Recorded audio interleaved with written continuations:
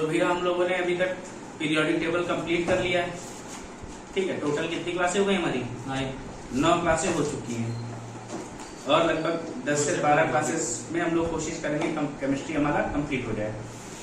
ठीक है, तो आज का हमारा चैप्टर होगा मेटल्स एंड नॉन मेटल्स, धातु एवं अधातु। Metals and non metals. तो मेटल्स से पहले हमें जो चीज जाननी है वो क्या है? मैटर। मैटर को जानते हो क्या होता है? मैटर मैटर मतलब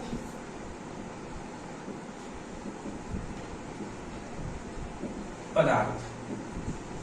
व्हाट इज मैटर? मैटर के बारे में मैंने आपको पहली ही क्लास में बताया था।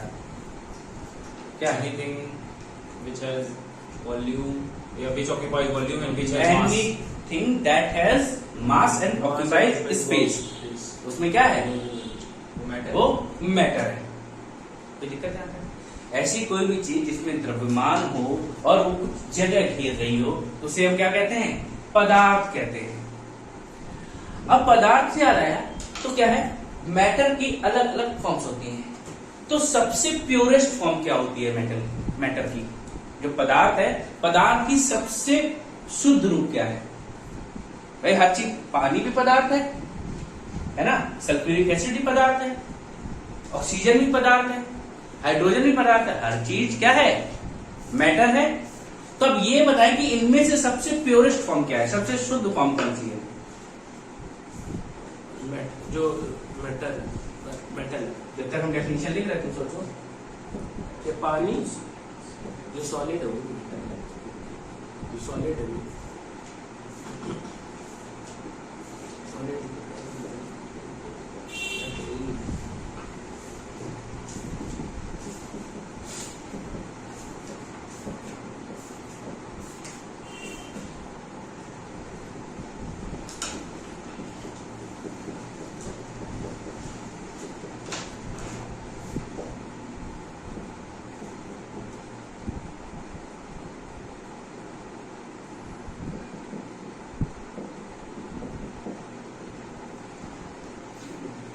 तो हमने क्या पूछा था?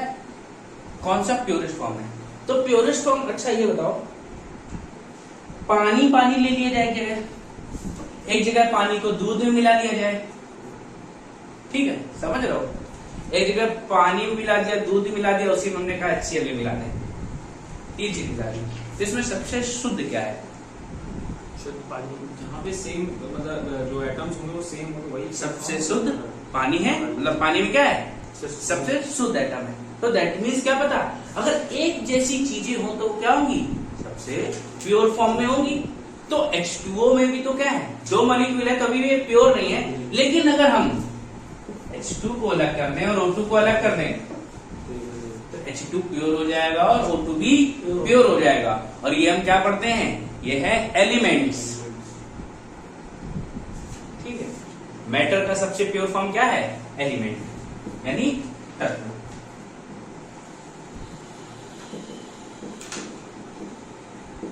कोई दिक्कत? अब ये जो एलिमेंट्स होते हैं, एलिमेंट्स हम 3 टाइप में पढ़ते हैं। कौन कौन से? Metals, non metals and metalloids. धातु, अधातु और उपधातु। यहां तक कोई दिक्कत नहीं है? Metal, non metals and metalloids. ठीक है, अब मेटल्स मेटलॉइड्स को हम बाद में पढ़ेंगे। ठीक है, हमें मेटल्स और नॉन मेटल्स बेसिकली पढ़ने हैं। क्या पढ़ना है? Metals and non metals. कोई दिक्कत? नोट कर लो, फिर बाद में बात करते हैं। ठीक भैया, तो हमने क्या कहा? Metals, non metals and metalloids. और हमें इसमें किसकी बात करनी है? मेटल्स और नॉन मेटल्स की बात करनी है।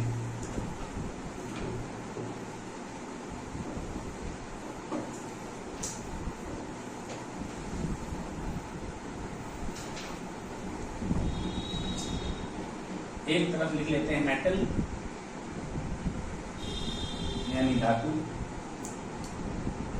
दूसरी सब्जेक्ट लो नॉन मेटल। तुम लोग ऐसा मत करना, तुम लोग मेटल्स अलग लिखना और नॉन मेटल्स अलग लिखना, बाकी ऐसे अच्छा लगे वैसे लिखो। अब बताना मेटल्स और नॉन मेटल्स अलग अलग पेज पे कर देना। देखो होता क्या है, नॉन मेटल में कुछ ज्यादा नहीं मिलेगा, सब कुछ तो मेटल्स में पढ़ना है। मेटल्स पहले पढ़ लेते क्या लिख रहा है अंधांत मेटल्स एंड नॉन मेटल।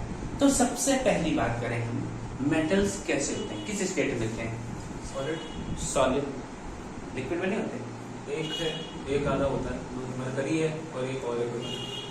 तो जनरली मेटल्स क्या होते हैं? ठोस अवस्था में पाए जाते हैं। अवस्था की बात कर रहे हैं तो स्टेट।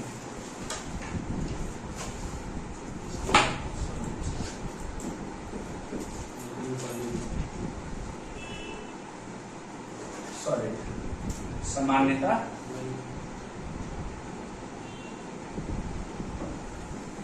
ठोस अवस्था में पाए जाते हैं। इसका लेकिन एक एक्सेप्शन है, यानी अपवाद। या दिख नहीं रहा होगा? नहीं, वो स्टेट नहीं दिख रहा जहाँ पे लिखा हुआ है।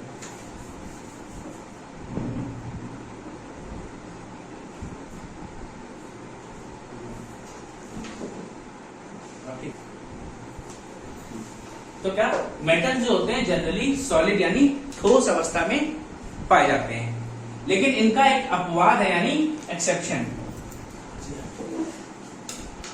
कौन सा? Hg यानी मर्क्यूरी, या जिसे हम लोग बोलते हैं पारा। पारा एक धातु है जो कि किस अवस्था में पाई जाती है? तरल अवस्था में पाई जाती है। किस स्टेट में? लिक्विड स्टेट यानी तरल अवस्था में पाई जाती है। वही नॉन मेटल्स की बात करें, नॉन मेटल्स क्या होंगे?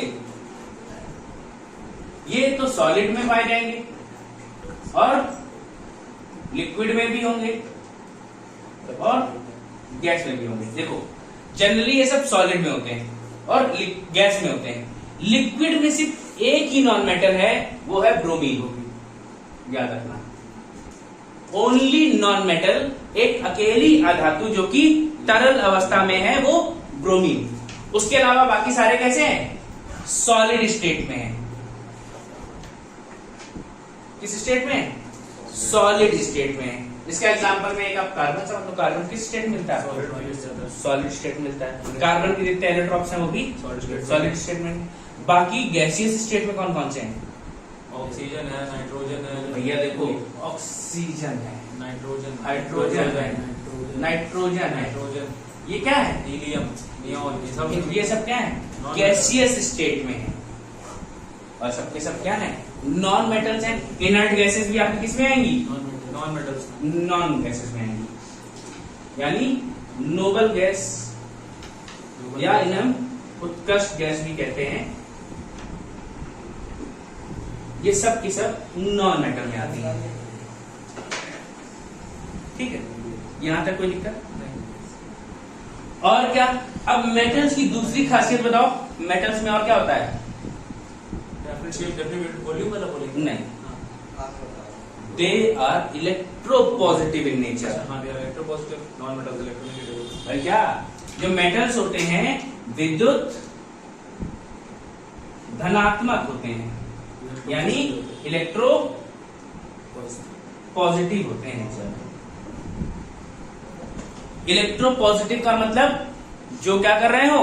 अपने इलेक्ट्रॉन डोनेट करके, यानी दो इलेक्ट्रॉन दान करके क्या बनाते हैं? कैटायन या एनायन? कैट आयन बनाते हैं, या हिंदी में इसको बोलते हैं धनायन। धनायन और ऋणायन, धनायन या कैटायन बनाते हैं। कोई दिक्कत? दैट मीन्स यहां क्या होगा? यहां पे फ्री इलेक्ट्रॉन्स होंगे। भाई इलेक्ट्रॉन देगा कौन?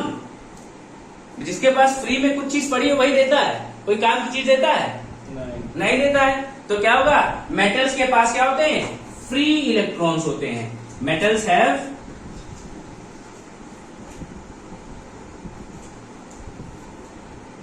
free electrons, इनमें मुक्त इलेक्ट्रॉन पाए जाते हैं।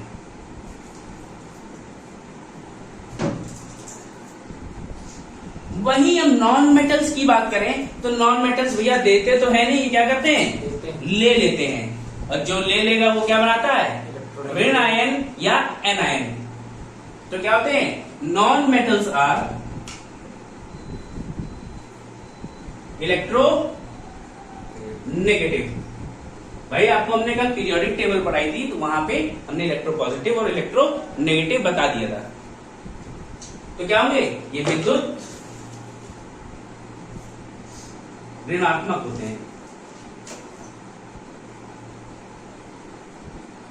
क्या करते हैं, इलेक्ट्रॉन लेकर एन आयन बनाते हैं, यानी इसको क्या बोलते हैं, ऋण आयन।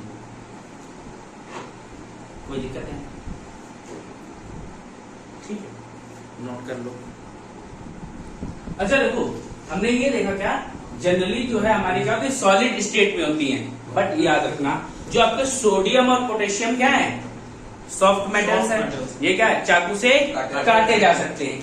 वही सीजियम और गैलियम जो है, दो मेटल्स ऐसे हैं जैसे आप इनको रूम टेम्परेचर से ऊपर ले जाओ, जैसे कमरे का है, कमरे के टेम्परेचर में रखा तो कोई दिक्कत नहीं, वो आप उसको क्या करो, अपने हाथ पे रख लो, और आपका टेम्परेचर क्या होता है, रूम टेम्परेचर से ज्यादा है, तुरंत वो मेल्ट होने लगेगी। बटर, मक्खन समझो, मक्खन, कोई दिक्कत। तो यहां पे लिखो क्या, यहां पे साथ में इसी में लिख लेना, sodium potassium are soft metals, caesium and gallium melts above room temperature. ये क्या होगा, रूम टेम्परेचर से ऊपर जाने पे ये पिघल जाते हैं। कौन कौन से, सीजियम और गैलियम। ये सब लिक्विड फॉर्म में है? नहीं, लिक्विड नहीं होंगे, सॉफ्ट है। अगर तुम कभी कभी पूछता है सॉफ्ट मेटल कौन कौन से, वहां सोडियम और पोटेशियम ना दिया हुआ, तब क्या करोगे, गैलियम और सीजियम होगा वहां पे। इनमें से कोई एक ऑप्शन मिल सकता है, ठीक है। ये चारों है ना, Na, और Ca। हाँ,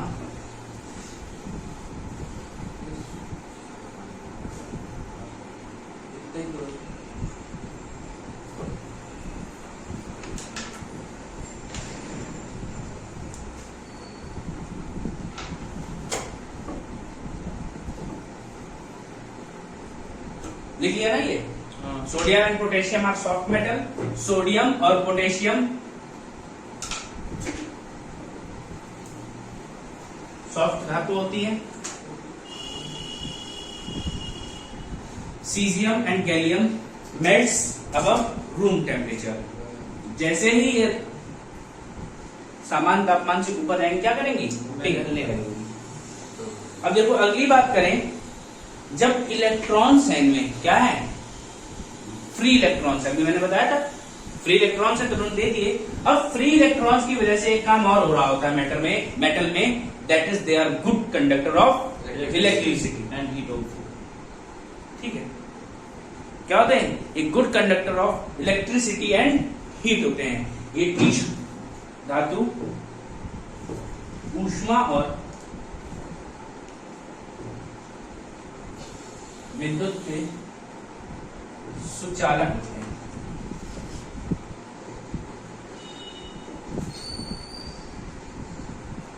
मेटल्स आर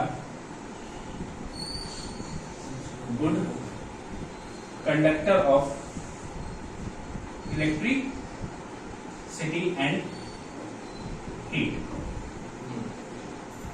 अब आपसे पूछ लिया जाता है, which is the highest good conductor, सबसे अच्छा गुड कंडक्टर कौन है, किस चीज का, इलेक्ट्रिसिटी का, सिल्वर है? सिल्वर। तो आप बताएंगे क्या, जो सिल्वर होता है Ag, ये क्या है, गुड कंडक्टर ऑफ इलेक्ट्रिसिटी। अगर क्या है सिल्वर से काम नहीं चलेगा। अच्छा दूसरा कोई बताओ। Copper, aluminium. तो फिर कॉपर कॉपर देन एल्यूमिनियम। ये क्रम आप याद रखेंगे। पूछ लेता है which of the following is good conductor of electricity. अब है तो सभी, लेकिन आपको क्या सबसे अच्छा चुनना है, तो सबसे अच्छा सिल्वर आएगा। लेकिन भैया याद रखना एक मेटल ऐसा भी है जो इलेक्ट्रिसिटी के प्रवाह में काम नहीं करता है, वो है लेड। लेड, अच्छा ठीक है। तो यहां पे एक एक्सेप्शन लिखेंगे, कौन सा? पीबी यानी lead is not a good conductor of electricity. यह विद्युत का सुचालक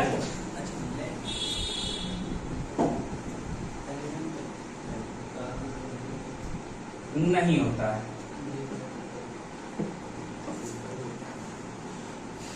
और वहीं पे अगर नॉन मेटल्स की बात करें तो ये हमेशा क्या रहेंगे? Bad conductor of electricity.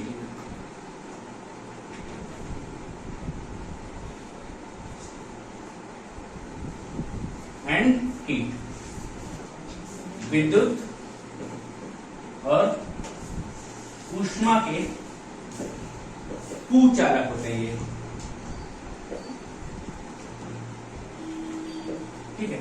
लेकिन क्या कहते हैं? Chemistry is full of exceptions. यहां भी एक एक्सेप्शन है, वो कौन है? ग्रेफाइट।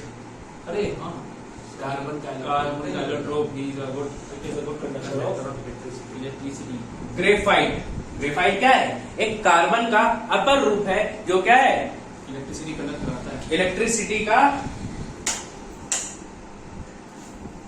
कंडक्शन कराता है। गुड कंडक्टर है। अगर आपको विश्वास ना हो तो आपकी पेंसिल में जो लीड होती है वो कैसी होती है? ग्रेफाइट की होती है। तो पेंसिल को दोनों साइड से छीन लो, शार्प कर लो, ट्राई किया, उसको प्लग में डाल लो दूसरे साइड से, और बटन ऑन कर लो, पता चल जाएगा। लेकिन ध्यान रखना बचने की गारंटी नहीं है। अगर चिपक गया तो चिपक गया, करंट लग सकता है। चिपक नहीं सकती। क्यों नहीं? मान लो ज्यादा तेज लग गया तो पकड़ ली तो अल्टरनेटिंग करंट है। धूम धड़ाका तो क्या है? ग्रेफाइट क्या है? Is a good conductor. ठीक है। तो क्या धातु क्या होगी? विद्युत के सुचालक होते हैं। और नॉन मेटल्स क्या होते हैं? Bad conductors of electricity. Exception graphite.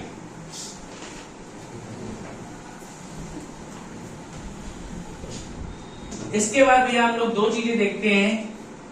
एक का नाम है मैलिएबिलिटी, यानी आघात वर्धनीयता।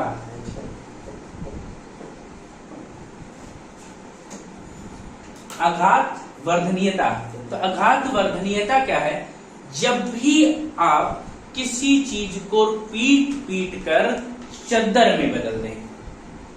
भाई आप क्या करते हैं? आपके यहाँ मिठाइयां आती हैं, उसमें गोल्ड की फॉइल लगी है, सिल्वर की फॉइल लगी, वो दिखाई देती, वो क्या है? आप उनको पीट पीट के क्या करते हैं? पतली शीट्स में बदला जाता है। उसी को हम लोग क्या बोलते हैं? आघात वर्धनीयता कहते हैं। On beating metals can be turned into thin sheets। पीटने पर पतली चादरों में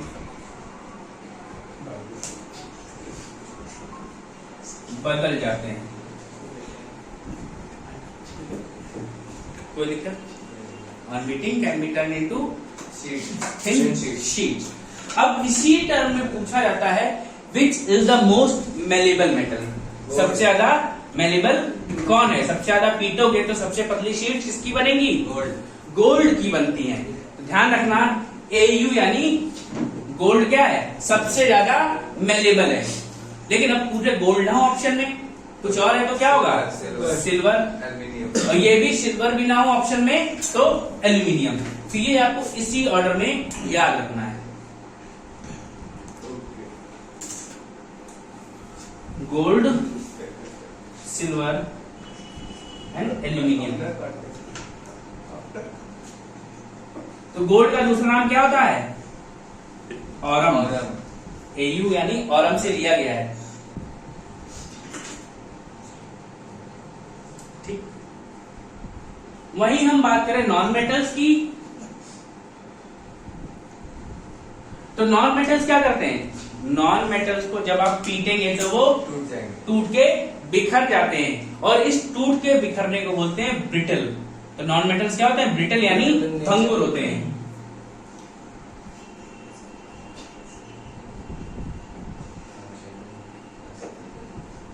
कोई दिक्कत नहीं आता? इसको नोट करो फटाक से।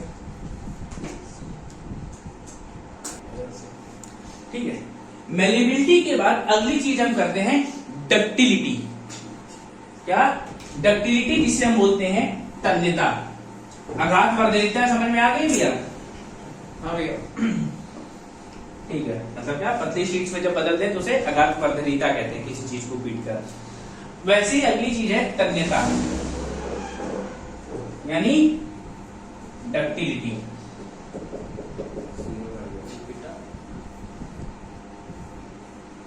तन्यता से देखो कुछ समझ में आ रहा है? तनाव की स्थिति। तनाव मतलब क्या होता है? जब दो लोगों में खिंचाव चल रहा हो, अलग अलग होने का प्रयास कर रहा हूं, तनाव चल रहा है, बातचीत नहीं करेंगे। वही यहां भी होता है, जब किसी भी मेटल को तनाव दिया जाए, मतलब उसको खींचा जा रहा है, खींचते खींचते खींचते खींचते खूब लंबा वायर बन जाए, वो टूटे ना, क्या हो जाए? वायर बन जाए। जब किसी चीज को खींचने पर उससे लंबी तार बन जाए तो उसे तन्यता या डक्टिलिटी कहते हैं। कोई दिक्कत नहीं आता? लिख लो भैया।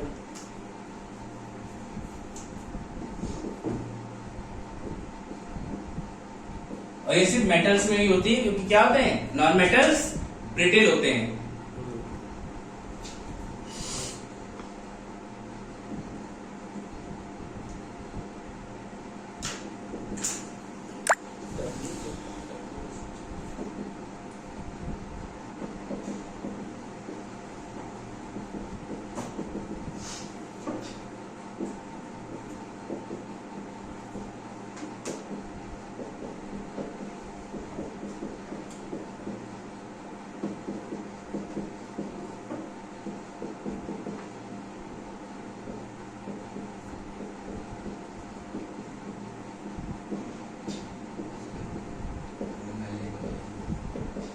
भाई आपके घर में इलेक्ट्रिक वायर्स बन रहे हैं, तो क्यों बन रहे हैं? Due to ductility of metals. ठीक है। अब आपसे पूछ ले, which is the most ductile metal? ये सर वो है, सबसे ज्यादा डक्टाइल कौन है? वो है सिल्वर है। गोल्ड ही है हर जगह। सबसे ज्यादा गोल्ड ही तन्य धातु है। सबसे ज्यादा तन्यता गोल्ड में ही होती है, यानी ऑरम में ही होती है। 1 ग्राम गोल्ड से 2 किलोमीटर लंबा तार बनाया जा सकता है। समझ रहे हो? 1 ग्राम गोल्ड से कितना लंबा तार बनेगा? 2 किलोमीटर लंबा तार। 2 किलोमीटर तुम्हें दौड़ा देंगे एक साथ में, तो आधे लेट जाओगे। ठीक है। तो याद रखो, ये ऑर्डर याद रखना, विच इज मोस्ट डक्टाइल। सबसे ज्यादा डक्टाइल कौन सा है? गोल्ड, फिर सिल्वर, फिर कॉपर। ये क्रम याद रखना। कोई दिक्कत? और ये भी लिख लो कि 1 ग्राम गोल्ड में 2 किलोमीटर तार बनता है।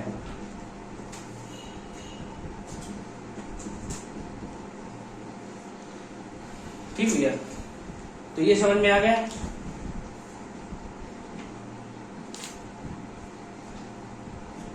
और देखो, अब मेटल्स में क्या होता है? लश्चर होता है। लश्चर जानते हो? शाइन, चमक। चमक। सीधे सीधे लिख लो, मेटल्स हैव लश्चर, यानी धातुओं में चमक होती है। भाई सोना क्यों खरीदा आपने? क्योंकि वो चमक रहा है ना, चमकने की वजह से ले लिया। अब लेकिन यही जो नॉन मेटल्स होते हैं, नॉन मेटल्स में क्या होता है, नॉन लस्ट्रस होते हैं। Non metals generally are non lustrous.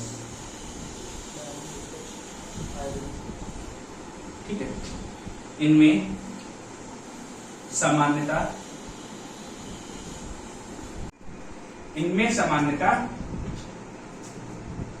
चमक नहीं होती है। तो जो आपके नॉन मेटल्स हैं इनमें लस्टर नहीं होता है, लेकिन इसके भी क्या है एक्सेप्शंस, यानी अपवाद। उन अपवाद में सबसे पहले पढ़ते हैं हम लोग आयोडीन। नमक को अगर रख दो तो क्या होगा, चमकेगा कि नहीं चमकेगा, चमकेगा। फिर वही अगला डायमंड, नहीं चमकेगा। ग्रेफाइट, भैया पेंसिल की नीडल देखोगे बढ़िया चमकती है, स्मूथ सरफेस होता है, चमकती है वो। तो लेकिन इसमें आयोडीन और डायमंड तुमको याद रखने हैं। ग्रेफाइट अगर याद कर पाओ तो अच्छी बात है, नहीं तो कोई बात नहीं। मेटल्स के भी एक्सेप्शन था। ठीक है, फ्लोरीन जो है वो भी आपका चमकता है। ठीक है, फास्फोरस, फास्फोरस को जरूर याद रखना। जब भी क्या होता है, डेड बॉडी जलाई जाती है शमशान घाट पे। जब डेड बॉडीज जलने के बाद अगर चंद्रमा की रोशनी इनके ऊपर बहुत बढ़िया पड़ रही होती है, तो ये हड्डियां जो हमारी पड़ी हैं वहां पे शमशान घाट में चमकती हैं। वो क्यों चमकती हैं, वो फास्फोरस की वजह से चमक रही होती हैं। हम लोग कहते नहीं, भूत आता है, शक्ति है रात, यही वो शक्ति है, फास्फोरस की शक्ति है, जिसकी वजह से क्या होता है, ये चमकती हैं हड्डियां। वो ज्यादा साइन करती है। फास्फोरस चमकता है। जो आपका जुगनू होता है उसमें भी होता है ना फास्फोरस। याद आया? फायरफ्लाई, कोई दिक्कत नहीं आता। तो ये तो भैया हो गया क्या, ये आपकी पूरी प्रॉपर्टीज हुई, डक्टिलिटी, मैलेबिलिटी, इलेक्ट्रोपॉजिटिविटी और गुड कंडक्टर ऑफ इलेक्ट्रिसिटी। उनका स्टेट क्या है, सॉलिड स्टेट में होते हैं जनरली। लेकिन कुछ जो है सॉफ्ट मेटल्स हैं, कौन कौन से, सोडियम एंड पोटेशियम, और सीजियम और गैलियम क्या होते हैं, रूम टेम्परेचर पे पिघलने लगते हैं। और मरकरी एक अपवाद है धातु में, जो क्या है, तरल अवस्था में पाया जाता है। वैसे ही एक अपवाद हमने लेड बताया था, जिसमें विद्युत का संचालन नहीं हो पाता है। Lead is not a good conductor of electricity. तो इस तरीके से ये हमने कंप्लीट कर लिया। अब हमें क्या पढ़ना है, रिएक्टिविटी सीरीज, कौन सी धातु सबसे ज्यादा रिएक्टिव है। अब नॉन मेटल्स हमारे लगभग कंप्लीट हो गए हैं, इससे ज्यादा हमें नहीं पढ़ना है। हेडिंग डाल लो reactivity series.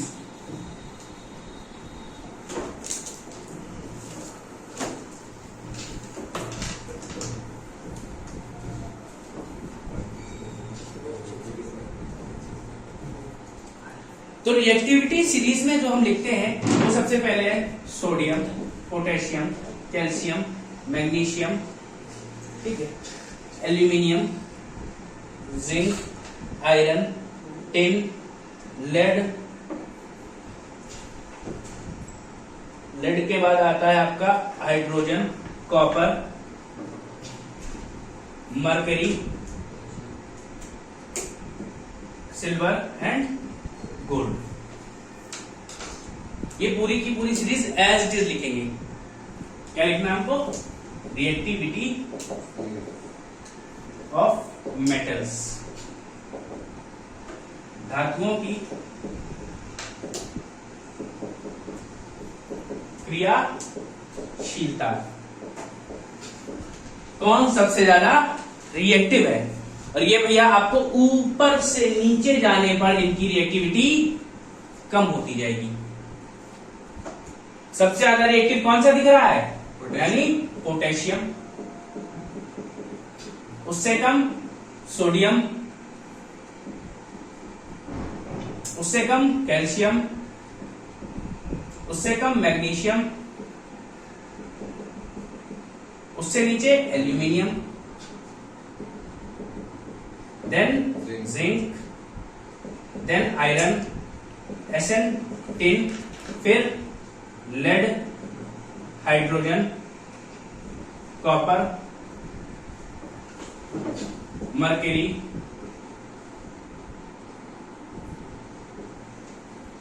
Silver and gold. तो ये भैया आपकी रिएक्टिविटी सीरीज है ऊपर से नीचे आने के क्रम में। ऊपर से नीचे आने पर क्या होगा, रिएक्टिविटी घटती है। तो सबसे ज्यादा रिएक्टिविटी लिख लो, potassium is most reactive element या मेटल। पोटेशियम क्या है, सबसे क्रियाशील धातु है। कोई दिक्कत यहां तक?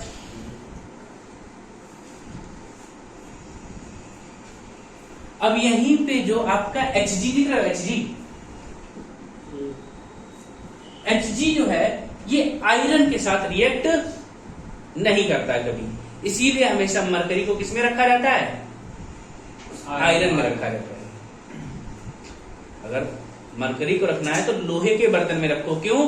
क्योंकि ये कभी भी मरकरी आयरन के साथ अमलगम नहीं बनाता है। भाई मरकरी की जब भी रिएक्शन हो जाती है किसी से तो वो क्या बना देता है, अमलगम बनाता है।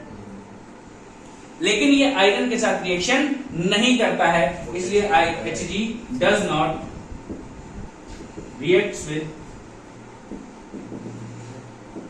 आयरन। याद रखना। So it is kept in iron vessel. पारा लोहे के साथ क्रिया नहीं करता है,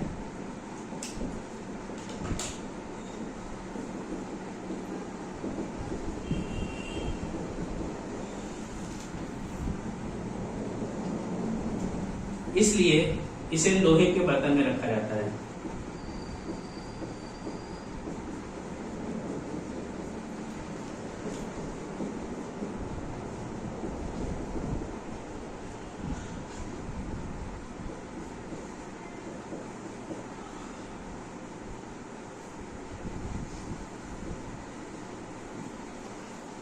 ठीक भैया, यहां तक कोई समस्या?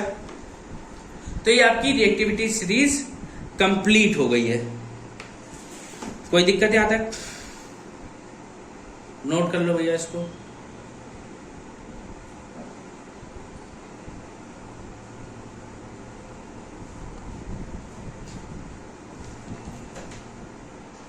तो भैया हम लोग इसी के साथ ये आज की क्लास कंप्लीट करते हैं। कल हम लोग इसकी क्या पढ़ेंगे, chemical properties of metals and non metals. ये कब H2O से रिएक्ट करेगी या किसी एसिडिक से रिएक्ट कर रही है या बेस से रिएक्ट कर रही है, या जब भी कोई रिएक्शन होगा तो इसका क्या इफेक्ट आएगा। तो फिर हम लोग अपने स्पेशल सॉल्ट या फॉर्मूले पढ़ते हैं। सोडा ऐश क्या है, सोडियम बाइकार्बोनेट क्या है, ठीक है। तो ये सब हम लोगों को पढ़ना है। ये सारे फॉर्मूले याद रखने हैं। इनके दूसरे नाम क्या होते हैं, जैसे ग्लोबल सॉल्ट पूछ लिया आपसे, सोडा ऐश बहुत पूछा जाता है, तो कैसे बताओगे, सोडियम हाइपोक्लोराइड, वॉशिंग सोडा, ये सब चीजें अलग अलग पूछता है ना। ठीक है, तब तक के लिए ब्रेक है, कल हम लोग इसको कंटिन्यू करेंगे।